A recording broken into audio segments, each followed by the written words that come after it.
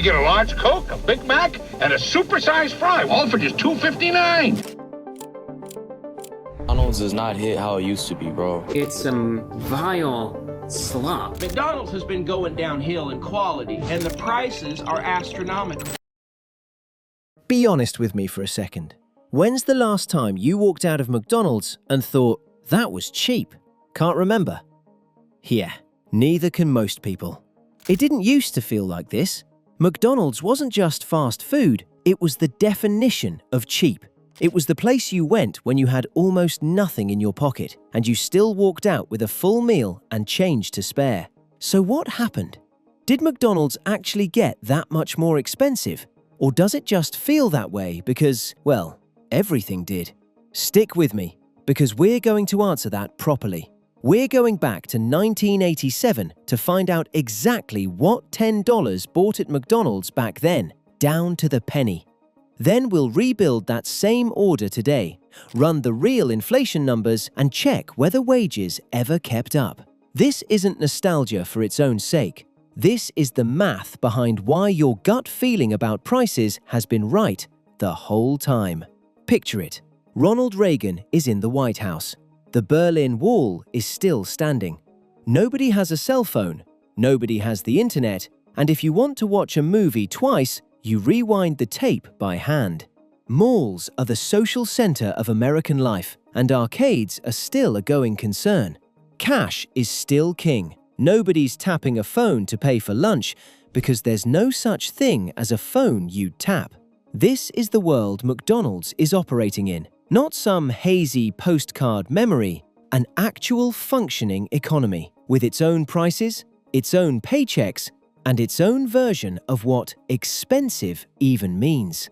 By 1987, McDonald's isn't some scrappy upstart anymore. It's already one of the most recognizable brands on earth. And behind the scenes, it's in the middle of a changing of the guard. In March 1987, Michael R. Quinlan becomes CEO, succeeding Fred Turner. It's a remarkable career arc. Quinlan started at the company back in 1963 in the mailroom, earning $2 an hour while still in college.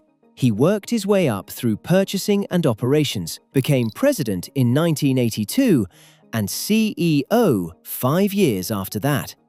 In his first year running the company, McDonald's opens roughly 600 new restaurants. This isn't a founder's story. It's an institution promoting from within, which tells you a lot about how big and how corporate McDonald's has already become. The chain is deep into international expansion too, with a meaningful and growing share of total sales coming from outside the US. And on the menu, Chicken McNuggets, already a proven hit since their 1983 debut. The Happy Meal, nearly a decade old at this point. And 1987 itself turns out to be a surprisingly busy year for the brand. This is the year supersize fries are introduced, salads first appear on the menu, and the play structures get rebranded from Playlands into what we'd now recognize as Play Places. And if 1987 has a soundtrack, it's this one. When the clock strikes 6:30, babe, time to head for golden lights.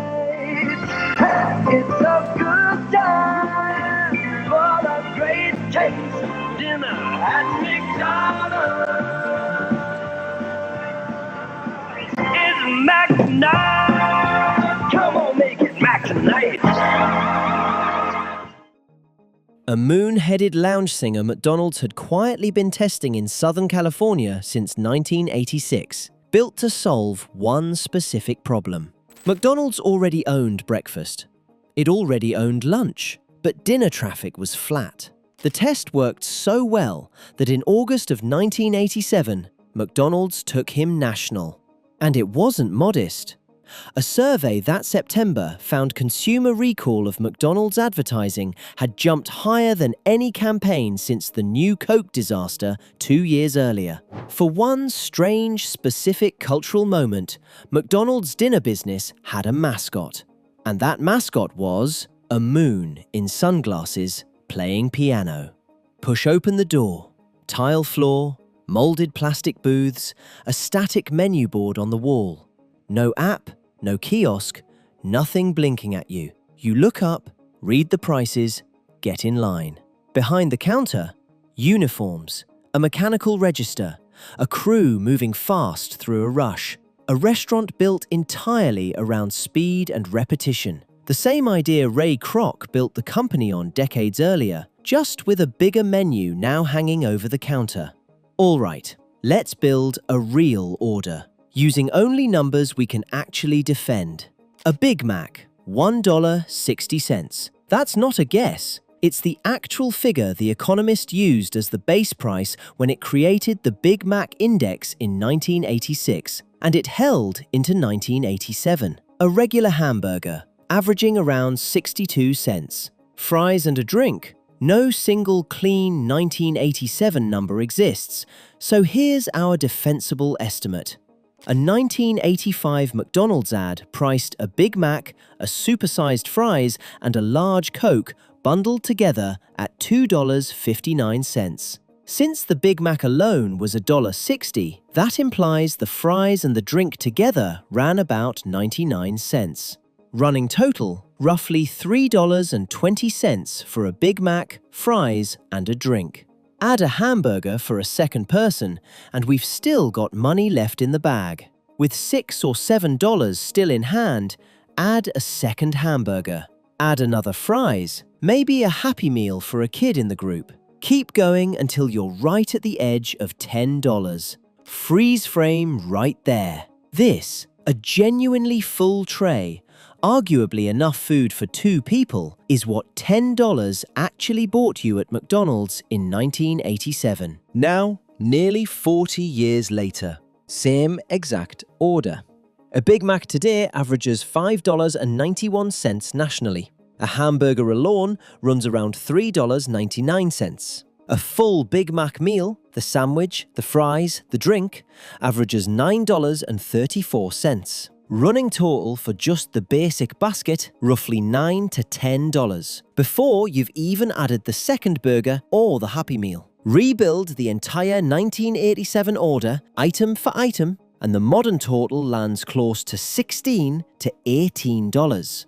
Run the math on that, and you get roughly a 430% increase in raw dollars over 39 years. Sounds shocking, right? But it's also a bit of a cheat, because almost everything costs more than it did in 1987. So the real question isn't whether the price went up, it's whether McDonald's went up faster than everything else. Here's the honest answer. According to Bureau of Labor Statistics data, $1 in 1987 has the same purchasing power as about $2.95 today. That's roughly 195% of cumulative inflation. Apply that to our 1987 basket, $3.20 becomes roughly $9.45 in today's dollars, from inflation alone, before McDonald's does anything at all. And our actual modern basket costs about $17. So yes, McDonald's did outpace general inflation. The food itself got meaningfully more expensive in real terms, not just nominally more expensive. Now here's the sharper question. How much of your actual life did this meal cost you? In 1987, the federal minimum wage was $3.35 an hour. That $3.20 basket cost about 57 minutes of labour to earn. Today, the federal minimum wage is $7.25, unchanged since 2009. At that rate, the $17 basket costs about 141 minutes of labour, nearly 2.5 hours of your day. Measured in minutes worked, not just dollars spent, this meal got noticeably more expensive. We won't pretend to know every single cause, but here are the defensible ones. Rising beef and food input costs, pricier real estate and construction, higher labour costs, and a menu that's gotten a lot more complex. Apps, delivery, kiosks, all of which cost real money to run, even when they're convenient for you. Let's put it all side by side. 1987, about $3.20. Today, about $17. Adjusted for inflation alone, that 1987 basket should cost about $9.45 today, meaning the real increase, above and beyond ordinary inflation, is still roughly 80%. And the labour cost of that meal went from 57 minutes of work to 141. So, back to the question we started with. Was it actually cheaper, or did it just feel that way? It was actually cheaper. Your gut was right the whole time. Dollar for dollar and minute for minute, the same meal took less of your money and less of your life in 1987 than it does today, even after you account for every bit of ordinary inflation. But maybe the more interesting finding here isn't the price at all. It's that the relationship between fast food, wages, and what Americans consider cheap has quietly shifted underneath us, one menu board at a time. You weren't imagining it. It just took a $10 bill from 1987 to prove it.